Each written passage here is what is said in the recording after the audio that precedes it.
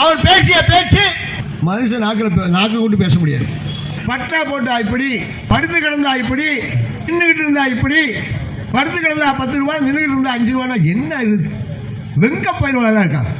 தரம் கட்ட பொன்முடி அவர் அமைச்சர் பதவியில் இருக்கார்.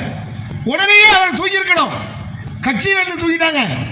கூட்டம் ஒருத்தர் தான் அப்படி பேசுறானா? இதுக்கு என்ன காரணம்? அவன் வந்து இந்து தான் அத்தனையும் காரணம். உங்க கோயிலில் திருவிழா, இந்து கோயிலில் திருவிழா, நீ என்ன பண்ற? திமுக பிரதிநிதிகள் எல்லாம் கூப்பிட்டு மாற போட்டு மரியாதை செலுத்துற. வெக்கம் கட்ட பயிர்வேன். சூடு சொனம் ஒண்ணுமே கிடையாது.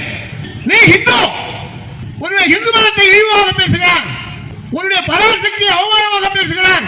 அவனை போய் நம்ம கோயிலில் கூப்பிட்டு வச்சோம். என்ன அர்த்தம்? அவன் 1 லட்சம் ரூபா கொடுப்பான், 50,000 ரூபா கொடுப்பான். பணத்துக்காக மதத்தை விற்கிற கூட்டமாக தானே நம்ம இருக்கோம்.